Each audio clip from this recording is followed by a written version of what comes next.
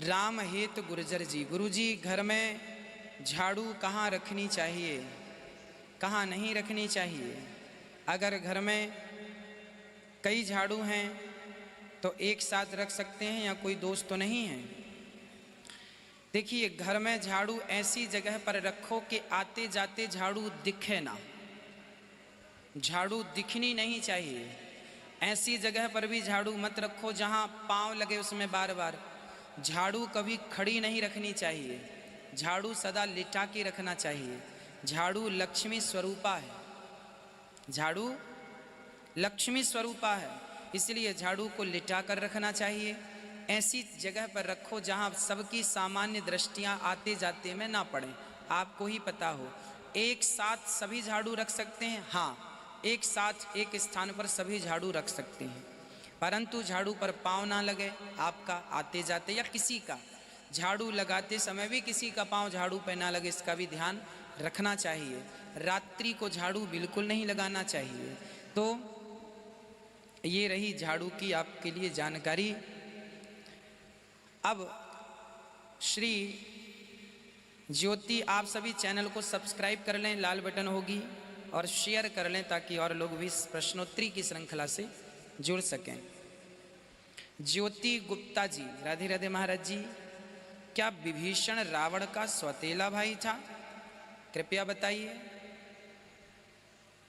देखिए, रावण के पिता तो एक ही थे और विभीषण के पिता विश्रवा, पर इनकी मां अलग अलग थी। विभीषण की मां अलग थी, रावण की मां अलग थी। पिता एक ही है विश्रवा, मां अलग अलग है। प्रियंका जायसवाल जी, राधे राधे महाराज जी, विद्यार्थी को अपने आचरण में कैसे सुधार लाना चाहिए, जबकि आजकल सब जगह कुसंग की अधिकता है? इसलिए विद्यार्थियों को स्कूल और फिर स्कूल से घर, ज़्यादा यहाँ वहाँ की बातों में ध्यान ना दें। आजकल बच्चे स्कूल में मोबाइल ले जाते हैं, और बच्चे हैं छोटे छोटे, वह मोबाइल में बहुत गलत गलत चीज़ें देखते रहते हैं। इससे उनकी बुद्धि में विकृति पैदा हो जाती है। तो आज ये बच्चों का दोष नहीं है, जो बच्चों को मोबाइल आप दे देते हैं, आप उन माँ बाप का दोष होता है। इसलिए बुरी चीज़ों से बचा। आज के ज़माने में सबसे बुरी चीज़ क्या है? मोबाइल। सब कुछ उपलब्ध है उसमें, अच्छी चीज़ें भी और बुरी से बुरी चीज़ें भी। तो आप अच्छी चीज़ें लोग कम देखते हैं, बुरी चीज़ें ज़्यादा देखते हैं। कहावत है, शरीर में मक्खी कहीं नहीं बैठती, जहाँ घाव होता है, जहाँ खता होता है, वहाँ बैठती है। मक्खी, आपके शरीर में कहीं चोट लग जाए तो मक्खी कहीं ना बैठेगी, वहीं बैठेगी। मतलब अच्छाई पर दृष्टि नहीं है, बुराई पर दृष्टि है। इसलिए आज यदि बच्चों को बचाना है तो मोबाइल से दूर रखा जाए। हाँ, इंटरनेट दिया जाए बच्चों को पढ़ने के लिए, उचित दिया जाए, अनुचित ना दिया जाए। माँ बाप की निगरानी में, माँ बाप की निगरानी में यदि बच्चे हैं तो वो बच्चे, उनका भविष्य उज्जवल है। और बच्चे मनमाने ढंग से चल रहे हैं तो मनमाना हमेशा बिगड़ता है। इसलिए अच्छे बच्चों की संगत हो, घर का वातावरण अच्छा हो, घर की हवा अच्छी हो, घर के व्यवहार अच्छे हों, बोल चाल अच्छा हो, सब अच्छा होगा तो सब अच्छा माना जाएगा, सब अच्छा होगा। बुरे आचरण से बचाने के लिए तो बुरे लोगों की संगत से बचाओ और मोबाइल से बचाओ। समय से बच्चे स्कूल जाएं। इसीलिए हम कहा करते हैं अपने बच्चों को कथा सुनवाया करिए। कथा में ही हम बहुत सारी बातें बच्चों के लिए बताते हैं। वो बातें एक बार समझ में आ गई, खोपड़ी में सेट हो गई, सदा सदा के लिए सबका जीवन सुखमय हो जाएगा।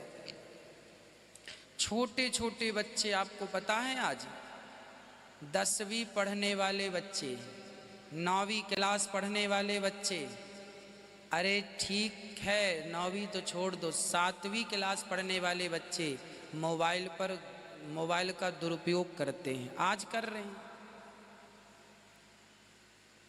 सरकार को चाहिए कि इन बुरी चीज़ों पर सरकार अपनी ओर से अंकुश लगाए, नहीं तो बहुत बहुत भयंकर समय आने वाला है। आज ये दुर्घटनाएं बहन बेटियों के साथ क्यों घटती हैं? कहीं किसी को किसी ने छेड़ दिया, कहीं बलात्कार, कहीं गैंग रेप, कुछ भी चल रहा है, अखबार टीवियों पे आप रोज़ देख रहे हैं। क्यों? क्योंकि ये गंदगी रोज़ देखते हैं, तो जो देख रहे हैं वही समाई है अंदर, और जो समाई है उसी को वो प्रैक्टिकली करना चाह रहे हैं, और करना चाह रहे हैं सो गलत हो रहा है। किसी बहन बेटी की जान जा रही है तो किसी के साथ दुर्व्यवहार हो रहा है। तो ये सब चीज़ें सरकार को रोकना चाहिए। समस्त भारत के लोगों को, माँ बाप को ये सरकार से शिकायत करनी चाहिए कि मोबाइल पर जो गंदी गंदी चीज़ें चलती हैं उन पर सरकार अंकुश लगाए। सरकार अंकुश लगाएगी, चलेगी ही नहीं तो फिर कोई खतरा नहीं है। पर चूंकि आप लोग नहीं आवाज़ उठाते तो सरकार को लगता है शायद आप लोगों की मर्जी है, इसीलिए गलत चीज़ का विरोध करना चाहिए। आप नहीं करते तो फिर गलत, वो अभी तक तो मोबाइल में थी, अब वो गलत चीज़ें तुम्हारे माइंड में आ गई हैं, और माइंड में आ गई हैं तो अब सर्वनाश होगा उससे।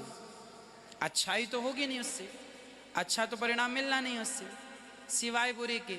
इसलिए माँ बाप को एक्शन लेना चाहिए, सरकारों से कहना चाहिए, सबको एप्लीकेशन लिख के देना चाहिए, सबको साइन करके कि देखो जी ये बुरी चीज़ है, मोबाइल इंटरनेट से जानी चाहिए। बच्चे दिन भर मोबाइल लिए रहते हैं, है ना। अरे और तो ठीक है, मोबाइल पे कोई यूट्यूब पर वीडियो देखें, उसमें भी अश्लील ऐड आ जाता है, फिर बच्चे देखते होते हैं वो चीज़ें। फिर इसलिए सरकार को इन चीज़ों पर रोकथाम करनी चाहिए, तब जाके हमारे बच्चों का भविष्य उज्जवल होगा। नहीं तो बहुत बहुत विकट समय आने वाला है, भयंकर समय आने वाला, भयंकर। पशुओं की तरह जीवन तो अभी जी ही रहे हैं लोग। आज लोगों के अंदर केवल वासना ही तो भरी है, और भरा क्या है? किसी को भी देखते हैं अधिकाधिक वासना की दृष्टि से देखते हैं। क्या है लोगों के अंदर? क्यों है ये लोगों? क्योंकि ये चीज़ें ज़रूरत से ज़्यादा देख रहे हैं, इसलिए जो देख रहे हैं सो है। इसलिए बच्चों के प्रति माँ बाप को सरकार से निवेदन करना चाहिए, बंद करो ये सब चीज़ें। हरिओम नागर जी, राधे राधे गुरु जी। क्या गुरु मंत्र को चलते फिरते तेज आवाज में बिना नहाए जाप कर सकते हैं? देखिए, हमारी परंपरा में मंत्र दिए जाते हैं, एक मूल मंत्र है, एक चरम मंत्र है, एक द्वय मंत्र है।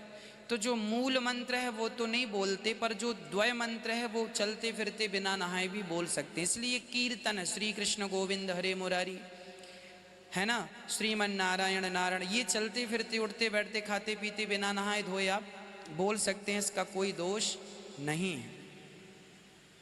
हरिओम नागर जी, राधे राधे गुरु जी। जो भगवान नारायण के उपासक हैं वो लक्ष्मी नारायण जप सकते हैं? हाँ जी, नारायण के उपासक ही तो लक्ष्मी नारायण जपते हैं। श्रीमन नारायण चरणौ शरणम प्रपद्ये श्रीमते नारायणाय नमः, यह नारायण के उपासक ही तो जपते हैं। श्रीमन नारायण, अकेले नारायण नहीं, श्री मतलब लक्ष्मी सहित नारायण, श्रीमन नारायण, श्रीमन नारायण, तब काम बनता है। अकेले नारायण से काम नहीं बनेगा, लक्ष्मी सहित नारायण। युगल उपासना है ना सनातन धर्म में हम सबकी।